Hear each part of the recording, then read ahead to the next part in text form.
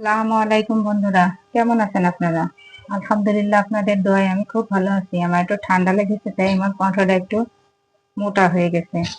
আজকে আমি আপনাদের জন্য নিয়ে আসছি নান রুটির রেসিপি। এই নান রুটিটা যে খেতে অসম্ভব মজার, এবং আপনারাই নিজেরা ট্রাই করবেন বাসায়। দেখুন কতটা সফট, আবার পেছনে ক্রিস্পি। শব্দটা দেখুন, আবার রুটিটা কেমন সুন্দর তুলার মতো নরম। দেখুন, আর ফুলেছে দেখুন, বালিশের মতো ফুলে গেছে একদম রুটিটা। এভাবে করে তাহলে শুরু করছি আমাদের নান রুটির।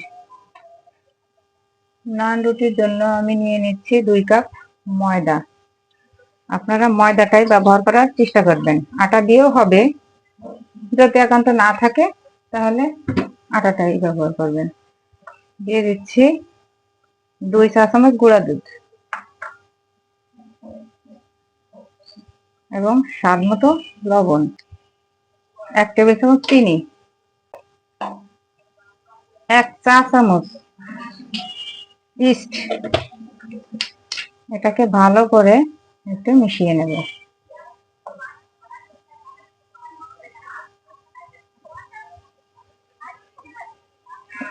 হালকা গরম হালকা গরম পানিটা ব্যবহার করবেন, অল্প অল্প করে দিব আর মেখে নিব।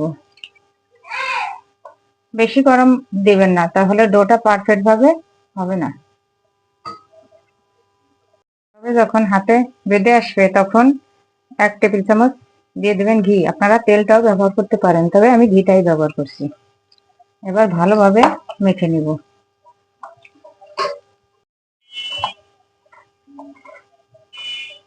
এভাবে একটু নরম করে মাখার চেষ্টা করবেন, তাহলে রুটিটাও নরম হবে। এবার আমি একটু ঘি লাগিয়ে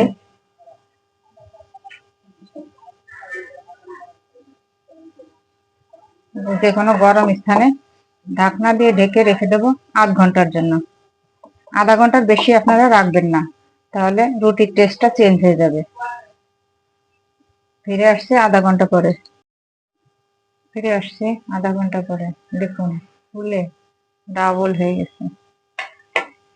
এবার আমি আর একটু মথে নেব। এখানে একটু ময়দা ছড়িয়ে আমি একটু ভালোভাবে মথে নেব।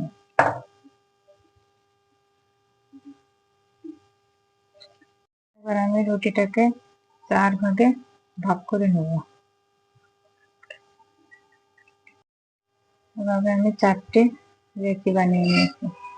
এবার এভাবে গোল করে আমি 4টা লেচি বানিয়ে নিয়েছি। প্রথম যেটা করেছি সেটা আমি বেলার জন্য নিয়ে নিচ্ছি, আর 3টাকে এভাবে একটা সুতি কাপড় দিয়ে ঢেকে রাখবো, নাহলে উপরটা ড্রাই হয়ে যাবে। এটাকে বেলে নিচ্ছি।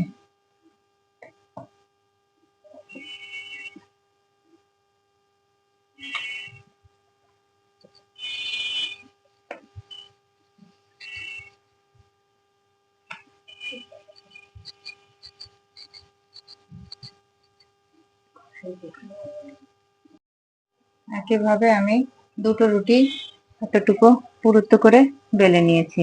এবার আমি 2 চামচ লবণ দিয়ে ও 1/2 কাপ পানি দিয়ে একটু গুলিয়ে নিয়েছি। এটাকে আমি রুটির উপর ব্রাশ করে দিচ্ছি। আমি প্রথম যে রুটিটা বানিয়েছি সেই রুটিটার উপরে ব্রাশ করে দিচ্ছি। এবার আমি তাওয়াটা গরম করে নিয়েছি। আমি তাওয়াটাকে গরম করে নিয়েছি। এবার আমি রুটিটাকে ওই লবণ পানি দেওয়া সাইডটা দিয়ে দিচ্ছি।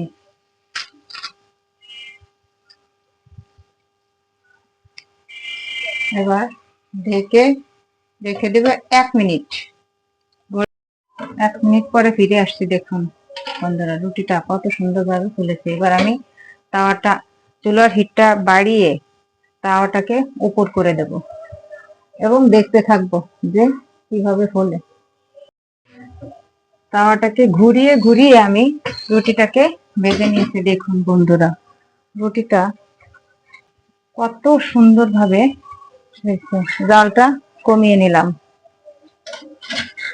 দেখুন আর একটা রুটি আমি দিয়ে দিলাম এবং ঢাকনা দিয়ে ঢেকে দেবো 1 মিনিটের জন্য। ফিরে এলাম 1 মিনিট পরে।